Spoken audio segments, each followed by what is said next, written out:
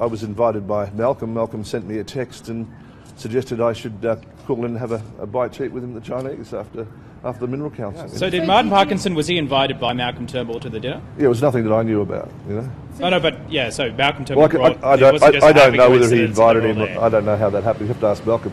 When I arrived, they were just all sitting down having a drink and eating some Chinese food like normal Australians. So given your concerns about... We'll ask this lady. Give this lady. She's been waiting. Martin Parkinson about anything? Aside from the YouTube video. Let me think, because I was a bit hazy.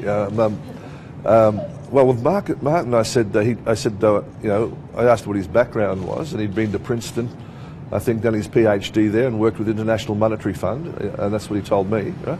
And I said that was very interesting, you know, and that was about it. Really. Has the meeting changed your views about the budget? Given your concerns that you've had about the numerous items that were released 2 weeks ago, has that meeting last night changed your view at all about some of the measures that you're planning to block?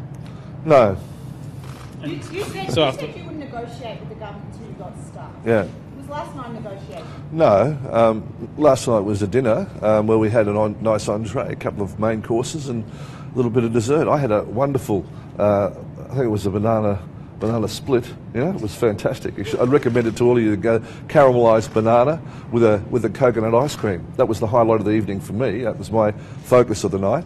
But it wasn't actually it wasn't like actually what you'd say an official discussion. You know, I mean, I will say during the week we had a number of official discussions which were cancelled, right, and we didn't proceed with. And I've known Malcolm, you know, being a former life member of the Liberals, you know, former young Liberal in my time, right. I've known Malcolm for a while, watched him blossom as a nice flower does, sort of thing. And I know him personally. I've been to his house. I know his wife. He's a personal friend. Did he talk to you about potentially him becoming a leader of the party and your support in Parliament? Well, the only thing about leader that was discussed was that Malcolm, I remember Malcolm once was a leader of the party. You know, I thought that's probably all gone. I think the Liberals have moved on from that. They've got a charismatic leader in Tony Abbott that can instill in the nation a vision for the future, that can have a fluid discussion with the Australian people, that can listen to what the people want.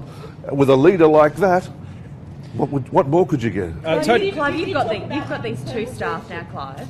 No, I just said he was the leader once, I think. You've got these additional staff now for your members. That's not true. Yeah. Well, according to the Prime Minister's office, given them the negotiations were secured last week. While you're all, nothing was secured, nothing was agreed. I'll just explain to you, if you like, the context of all that, so you've got a full understanding of it. First of all, in Parliament, as members of Parliament, we get electorate staff. They're at a fairly low wage level, and they're there to help us service our electorate and people like that. Now, what we did, we put a formal request in to the government through Christopher Pyne, right, to say that as we'll be holding the balance of power, we need to have resources which are dedicated to dealing with the legislation that comes from the government and before it goes to the Senate. Now, the Greens, of course, have had this role for a number of years. But they're considered a minor party. Can you let me finish? Yeah, if you want to know, I'll tell you. Otherwise, I'll go inside. Right? Okay. So you want to know? So, okay. So the Greens have had resources approved by Tony Abbott, not their electorate staff, but particularly for this purpose. And they've got the ability to be able to fly around Australia and consult with the Australian people and receive submissions. Right. So there's a great volume of material coming through. Now, if we're expected to do that function with less senators than the Greens, right, it means more work, and to deal with it responsibly, we said we should have the same resources that you have approved, Prime Minister, for the Greens, and that's what we're talking about, right? We're not talking about electorate staff. They're trying to fudge it and say it's electorate staff. That's a different function, because quite frankly, you've got the whole Commonwealth Public Service, 1,900 media advisors and ex-journalists who are no longer up to what you guys are doing, working, advising the government what they should do. You've got a whole battery of lawyers in George Banis's department preparing the legislation. You've got senators coming in that are first-term senators, have not dealt with this thing before.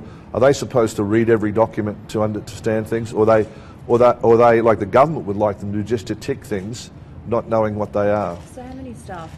As I understand, the Greens have got 14.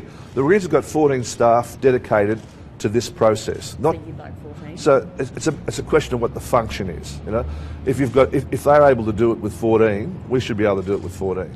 Now, yeah, but one thing that's clear, that none of our senators will vote for anything at all that they don't know what they're voting for. They just won't do that, and I made that absolutely clear. Now, the Prime Minister said that this budget is a risk to the coalition. It's a risk to the party. Do you think that this budget is a risk to... Well, he's a Liberals? perceptive person, isn't he? Of course it's a risk. Actually, it's a rape on the Australian community. It's a betrayal of every principle that Robert Menzies stood for when he founded the Liberal Party, that Malcolm Fraser fought for in the 1980s, that John Howard took to all the elections.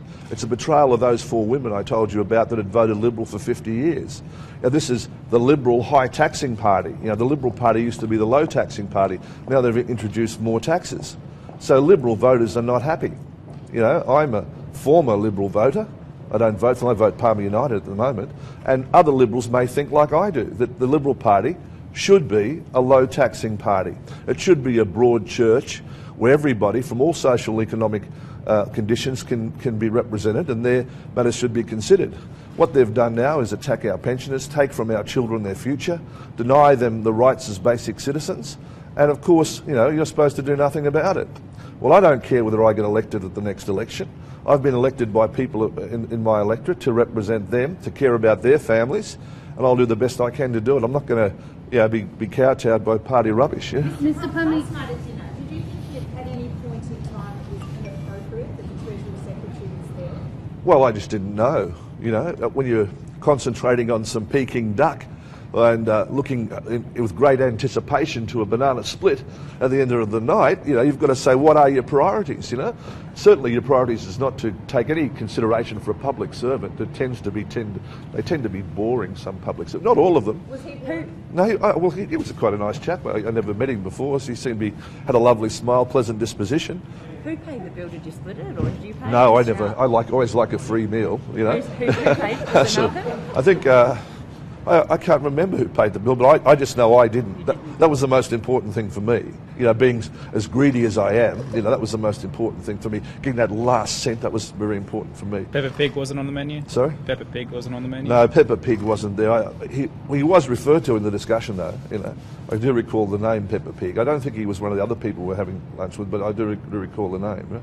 Mr. Palmer, you said that several scheduled official discussions this week were cancelled. Were they cancelled on your side or on Our the side. government? Our side. Just to put it on the record, I separate personal relationships from professionals' activities. I mean, a lot of these people are very well-meaning, even if they're misguided, right?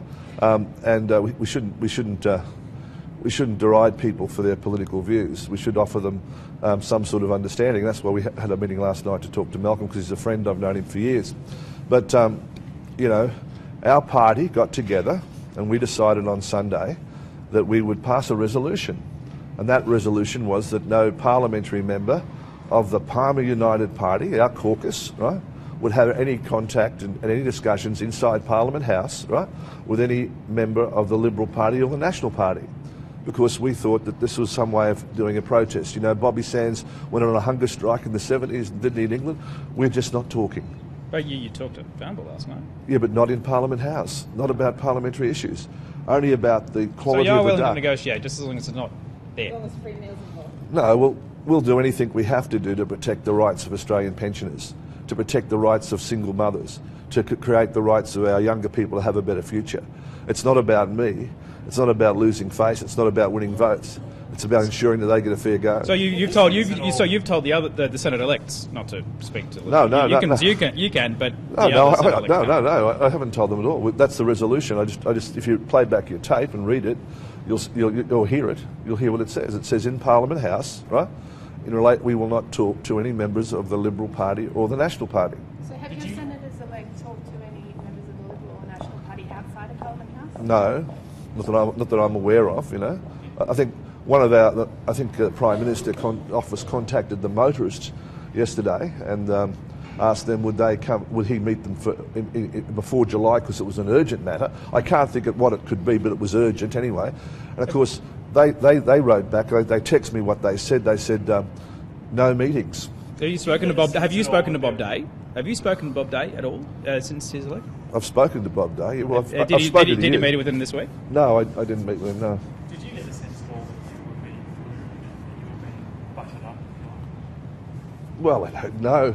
I'm a bit prejudiced to be buttered up with a bit of Peking duck and a bit of food and nice wine and that sort of thing. It's great, very flattening. I don't mind being, like, most people like to be buttered up, don't they, Mr Palmer, who would make a better Liberal leader, Tony Abbott or Malcolm Turnbull? Well, I don't know. It's such a hard question, isn't it? I don't think anyone's raised that question. When you've got such a charismatic leader like Tony Abbott leading the nation forward, having a plan, they've got to have a plan. It's got to be 6 points. They're going to stop the boats. And like that candidate, he knew what the plan was. He knew the plan was to stop the boats, abolish the carbon tax, get rid of the mining tax. But then what? Devastation? Unemployment? People wandering the streets looking for a job? Families fighting with each other over a few crumbs? Is that the plan? If it is, we need to oppose it. God bless you. Oh, I don't know. It's a matter for them. I'm not a Liberal, as you know. I'm just a independent guy.